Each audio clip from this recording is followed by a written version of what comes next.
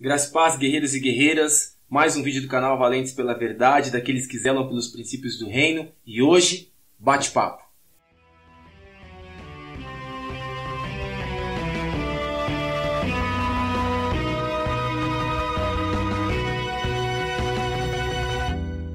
Guerreiros e guerreiras, continuando o assunto de quarta-feira passada, vamos falar sobre adoração. E hoje, adoração versus carreira musical. E para esse bate-papo, estamos hoje aqui com a nossa irmã Pamela.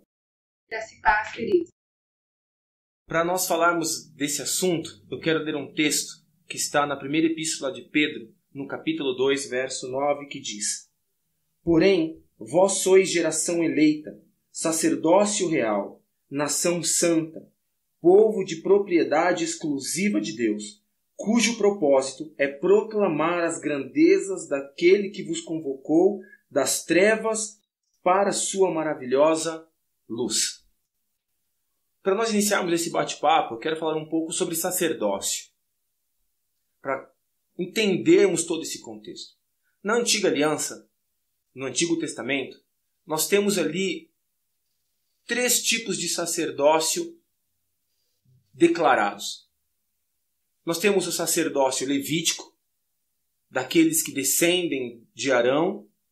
Nós temos o sacerdócio universal, que independe de uma linhagem sanguínea. Nós temos como sacerdócio universal Adão, Enos, Melquisedeque, Abraão, dentre outros. E havia também um propósito de estabelecer um sacerdócio real. Deus havia tomado para si, formado para si um povo, a fim de ser um sacerdócio real. Uma nação modelo, uma nação que o representassem diante de todas as nações da terra, interferindo como sacerdote diante da humanidade. Já na Antiga Aliança nós vemos o fim do sacerdócio levítico e nós temos 2 momentos especificamente que marcam o término do sacerdócio levítico, né? Nós temos no Evangelho de Mateus, tanto no capítulo 26 quanto no capítulo 25, 2 momentos específicos. O primeiro é quando Caifás, sumo sacerdote, diante de uma declaração de Cristo, enquanto esse estava sendo questionado a respeito de suas declarações, Caifás, diz as Escrituras, rasga as suas vestes diante do que Cristo havia proclamado, como um sinal de dor, de revolta, diante daquilo que ele declarou ser uma blasfêmia vindo da parte do Senhor. Mas se nós olharmos para o que diz as Escrituras em Levítico 10, ou também Levítico 21, 10, o sumo sacerdote, o sacerdote em hipótese alguma, poderia rasgar as suas vestes. Isso daria direito e o puniria, na verdade, com a pena de morte, em hipótese alguma. As vestes sacerdotais, que representavam a justiça e perfeição de Deus, deveriam ser rasgadas. E outro momento, nós temos quando Cristo entrega o seu Espírito. A Bíblia diz que o véu do templo se rasga de cima a baixo. O véu que separava, como diz a canção, já não separava mais. Então, sacerdócio real nos é dado agora como uma restituição do sacerdócio que pertencia a Adão, a quem foi dado o direito de governo sobre a terra. Ser sacerdote real é ser representante de Deus e ter direito a governo, ter domínio. Deus, conforme a Epístola de Pedro nos declara, nos chamou para ser uma nação santa. Nós que nem povo éramos gentios. A graça do Senhor nos alcançou e hoje nos é dado o direito de exercer um sacerdócio, de ser representantes de Deus e, muito mais do que isso, ter domínio sobre a terra. Amém? Diante de todas essas coisas, Pamela, diante daquilo que nós temos visto nos nossos dias em ministros de louvores, cantores famosos que tem nos nossos dias, o que você pensa a respeito de tudo isso? Entre ser sacerdote ou buscar uma carreira musical? Eu vejo muito, falando sobre a carreira gospel, Eu nem gosto muito desse termo, mas é o que muitas pessoas usam, Infelizmente. eu vejo que as pessoas têm um problema de identidade ainda, né? Elas não sabem quem são no Senhor, qual foi o propósito que elas foram geradas e criadas, né?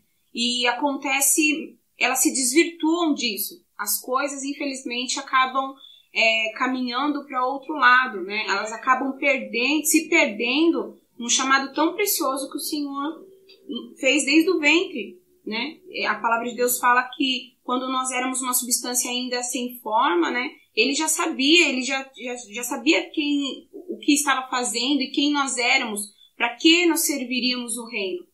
Então, os adoradores, né, que têm se misturado com essas coisas que a fama oferece, ou que o mundo oferece, têm se desvirtuado do verdadeiro chamado de Deus. Porque o sacerdote, ele tinha a sua liturgia, tudo que ele fazia era para que realmente ele pudesse entrar ali e oferecer um sacrifício ao Senhor e santo, não podia se contaminar com nada. E hoje a gente vê que o ego, a falta de saber quem a pessoa é no Senhor ainda, desvirtua o chamado da pessoa. A pessoa acaba indo para um lado onde requer reconhecimento, a pessoa busca o que realmente ela não encontrou ainda no Senhor, busca fora, nos altares aí que o pessoal sobe para ser aplaudido ou para receber a honra dos homens, né? E isso é muito triste. É muito triste diante do Senhor as pessoas se perderem num chamado tão bonito que é ser um adorador. Entendo.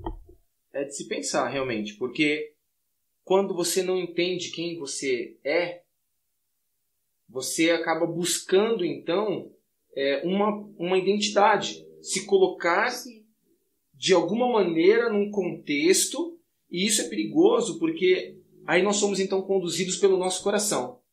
E a Bíblia diz que o coração do homem é enganoso, né, de todo corrupto. Né? Quando não é por uma revelação, então, de Deus, você está dizendo que a pessoa acaba trilhando um caminho muito parecido com o de Satanás. Correto. Que não reconheceu, não compreendeu a sua própria natureza como um ser criado, embora fosse sinete da perfeição, como a própria Escritura diz, por não entender, compreender a sua real natureza e seu real propósito, ele cobiçou a posição de Deus, rebelou-se. Então, nós podemos afirmar claramente de que todos aqueles que de alguma forma desvirtuam o chamado de Deus, né, que esquecem o propósito pelo qual foram estabelecidos como ministros de louvores, vamos usar esse termo assim, né, e buscam fama para si mesmo, buscam uma carreira musical, estão na verdade caindo no mesmo erro que Satanás. Com certeza. Buscando glória para si mesmo, aplausos para si mesmo. Não é isso? Sim. E o pior de tudo não é isso, né? É que o nome de Cristo não tem sido exaltado. O Senhor, ele nos levanta como adorador para Ele mesmo. A palavra de Deus fala que tudo é para Ele. Então, ele nos criou para ser um adorador de excelência, sabe? Porque a palavra de Deus fala que Ele procura verdadeiros adoradores, né? Que o adorem em espírito e verdade. Se Ele procura é porque, infelizmente, está em falta. Né? Então, ele tem procurado e a igreja não tem oferecido uma adoração ao Senhor que revele a Cristo. Porque até nisso, né, nós somos um instrumento, nós somos adoradores e nós vamos revelar a Cristo nisso, sabe? A nossa adoração, o nosso modo de vida, que isso é adoração, o nosso dia a dia com o Senhor, vai revelar quem realmente nós estamos adorando. Se é o nosso ego, a nós mesmos, ou se é o Senhor. Verdade, bem colocada essa sua posição, porque estamos falando sobre sacerdócio, sobre oferecer sacrifícios, e especificamente nesse vídeo falando sobre a adoração, mas nós não podemos esquecer que a adoração não é apenas o louvor, não são apenas canções entoadas, mas é um estilo de vida. Adorar é glorificar, exaltar, enaltecer a Cristo, ao Pai, em todas as coisas. Né? E aí, dentro desse contexto, dentro desse tema que nós estamos abordando, a respeito de sacerdotes e carreira musical, nós vemos uma diferença também de atitude de ambos os lados. Existem aqueles que, por entenderem, como você disse, terem a compreensão do seu chamado, de quem eles são em Deus, vivem uma vida piedosa, né? Uma vida com temor e com respeito às escrituras sagradas, aos princípios, mas do outro lado também aqueles que buscam muitas vezes essa carreira musical, eles vivem uma vida dissoluta, né? Porque acabam se envolvendo numa trama diabólica onde o álcool é permitido, as drogas circulam, né? Tudo aquilo que, na verdade, o mundo da fama, no mundo circular, oferece, a fama no mundo gospel acaba abrindo uma porta para todas essas coisas também. Com certeza. As pessoas se esquecem, né, de que o caminho ele é estreito, a porta ela é estreita. E elas acabam se satisfazendo nisso, né? Ah, mas aqui está bom, eu tô indo lá e tô ganhando um cachê, Deus está me honrando. Mas até onde o Senhor tem honrado? Até onde eu tenho realmente colocado o meu ministério em primeiro lugar? Não é a minha vida, não é a satisfação do desejo do meu coração que está gritando ali. Não, porque se começou o meu ministério a ser visto e a deslanchar, eu estou ganhando cachês, agora Deus está no controle. Nem sempre. Na maioria das vezes Deus está no controle. Eu reconheço sim que muitas vezes o adorador ele é reconhecido, né, gera uma oferta, mas quando isso acaba sendo o alvo e não mais o Senhor, aí já não... Já que você tocou nesse assunto bem delicado, o que você acha, por exemplo, dessas pessoas que cobram para ministrar canções a Deus, pelo menos deveria ser, nas igrejas? É um absurdo. Eu particularmente, eu sou uma adoradora e eu acho que eu me constrangeria diante do pastor ou da igreja, sabe, em receber, ser pago para aquilo que, na verdade, eu tenho prazer de fazer, né? Eu aprendi muito, tenho aprendido neste ministério a respeito de você adorar por amor, que é o que a noiva tem que fazer ao seu noivo, e adorar por interesse, né? Então, assim, eu me constranjo ao falar disso, porque não que eu me retenha assim, então você nunca vai receber uma oferta, então você vai se sentir ofendida se algum pastor ofertar na sua vida a respeito de um dia de adoração na igreja. Eu de verdade, eu faço por amor. Então, assim, eu acho que se você faz por amor, a recompensa vem do Senhor, é algo natural. Se você começa a buscar somente o cachê, mas aquela igreja está dando um cachê mais alto, então hoje eu não vou naquela igrejinha pequena lá, eu vou naquela igreja maior porque tem o som é melhor, a oferta é melhor, então eu já desfoquei bem o foco. O alvo não é mais adorar com meus irmãos, não é exaltar o nome de Jesus. O foco é minha conta financeira, né? O foco é os bens que isso tem trazido para mim. Diante de tudo disso que a Pamela disse agora, faça uma reflexão. O Senhor nos estabeleceu como noiva, e o relacionamento do noivo e da noiva está alicerçado e tem como fundamento o amor. Um amor incondicional.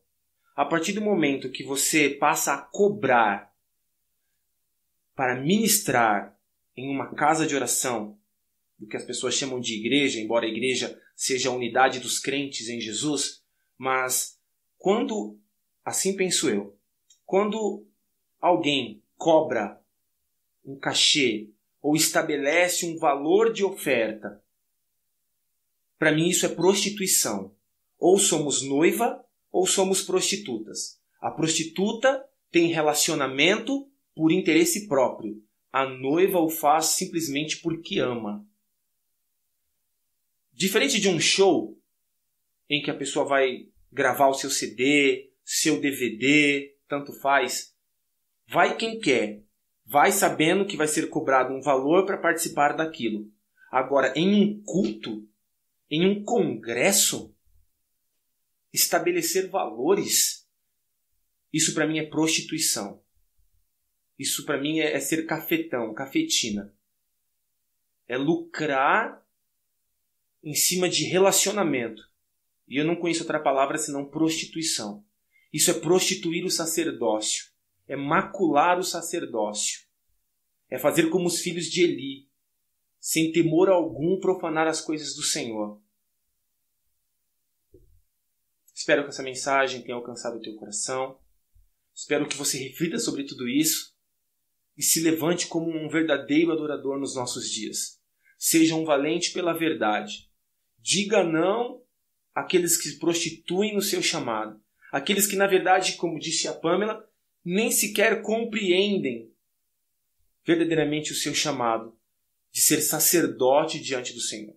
Deus nos chamou para sermos seus representantes e para governar sobre a face da terra em nome de Jesus. Deus te abençoe.